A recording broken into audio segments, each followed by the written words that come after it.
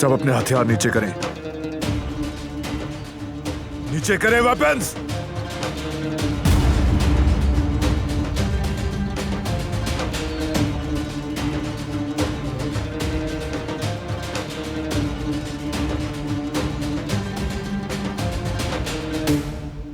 कोई नहीं करेगा।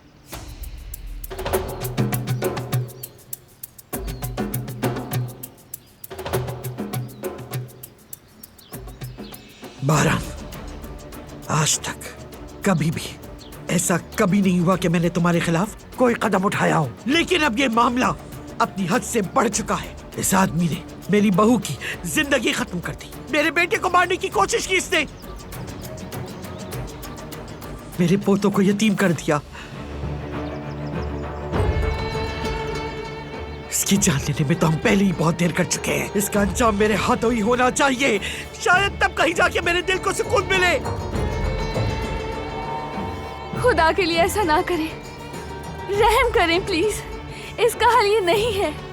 रहम करें, रहम, जिससे मेरी बहू, मेरे बेटे और मेरे पोते की खुशियों को बर्बाद करके रख दिया, उस पर रहम करूं? तुम्हारे बाप ने किया था हम पर रहम। क्या वो दिन याद है सईद आफंदी?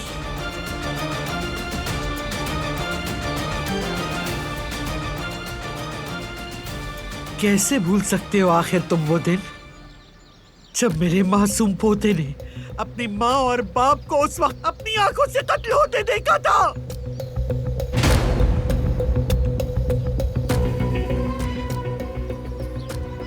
जब वो नीली साइकिल का ख्वाब लेकर बाजार गया था, वो दिन याद करो जब तुमने उसे वक्त से पहले बड़ा होने पर मजबूर कर दिया। अपने बच्चों के तो लाड उठाए, लेकिन मेरे बच्चों को की खुशियों से महरूम कर दिया।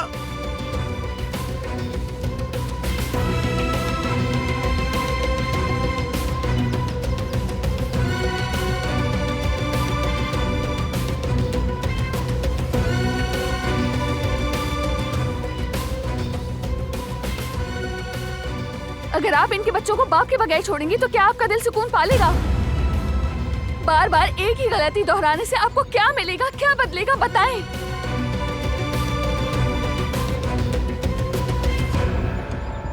इंसान से गलतियां होती हैं ताकि वो उनसे अपनी जिंदगी में सबक ले, लेकिन जो शख्स मुसलसल गलतियां करता रहे वो कभी नहीं सुधरता।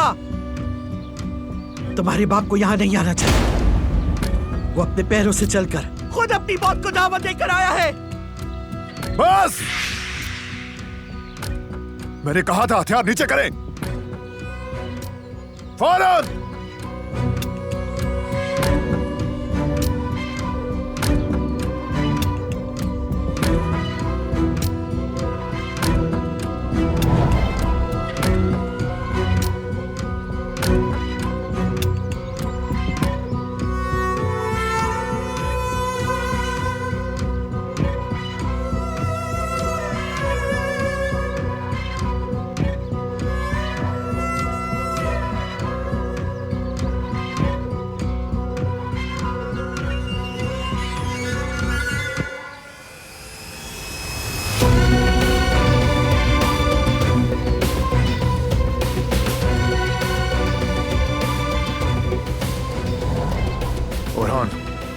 आदमियों से कहो इसे घर पहुंचा दे। जी बिल्कुल। हाथ मत लगाओ, दूर रहो। रास्ता जानता हूं, खुद चला जाऊंगा।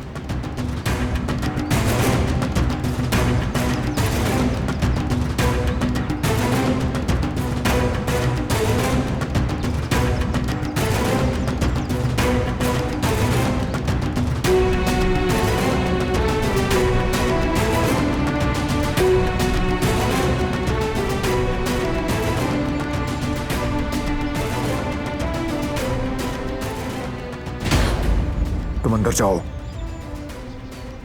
बाबा को अलविदा कह दूं बस। अगर अभी तुम उनके पीछे गई, उनका चेहरा नहीं देख पाओगी तुम। हमेशा के लिए अलविदा कहना होगा तुम्हें उनको। फैसला तुम्हारा है।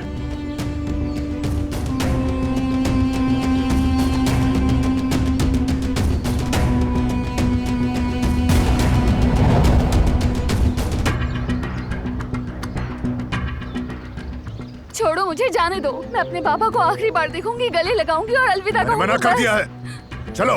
मुझे उनसे एक बार मिलने तो दो। बारान, ये लड़की अपनी हद से बढ़ रही है। इन खूंखार कातिलों को हमारे दरवाजे तक ले आई। कोई जगह नहीं रही अब इसकी इस हवेली में। क्या तुम भूल गए हो क्या हमारे साथ क्या हुआ था भतीजे? हाँ, कोई रियायत नहीं देनी चाहिए, इनको सजा देनी होगी। कहीं नहीं जाएगी ये, यही इसकी जगह है, यहीं रहेगी ये।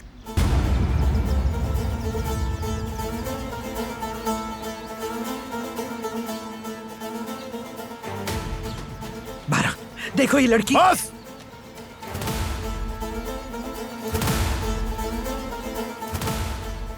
जिस दिन आपने मेरी सरबराही कबूल की थी तो मेरे अहकामात को मानने का वादा भी किया था उस दिन आप लोगों ने। इसीलिए आइंदा मेरी बीवी के मामले में मेरे किसी भी फैसले पर कोई भी नहीं बोलेगा।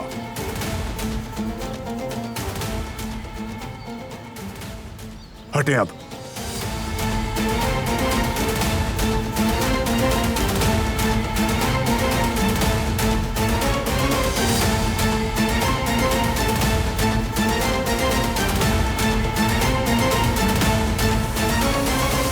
अब बोलो, तुम्हारे बाप के यहां आने की जिम्मेदारी किसकी है? तुम्हारी वजह से? बोलो, तुम्हारी वजह से। मैं इतनी बेवकूफ नहीं कि अपने बाबा को तुम जैसे जालिमों के दरमियान में ले आऊं। फिर वो यहां क्यों आया?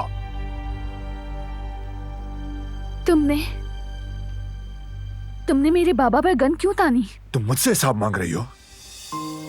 नहीं, मैं तो बस एक सवाल कर रही हूँ। तुम्हारे पास यकीनन कोई जवाब होगा। तुम्हारी वजह से। मैंने तुमसे कहा था कि जब तक मैं इजाजत न दूं किसी से नहीं मिलोगी तुम। फिर भी इनको यहां बुलवाया तुमने।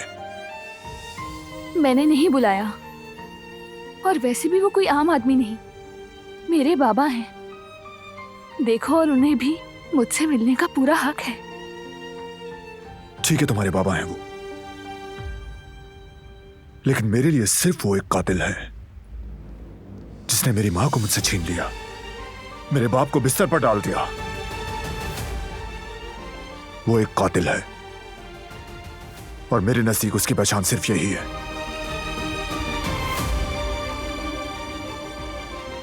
वो आदमी अगर दोबारा किसी भी वजह से इस हवेली के करीब भी आए तो उसका जिम्मेदार मैं नहीं। अगर वो यहां कदम रखेगा तो नताइज का जिम्मेदार वो खुद होगा।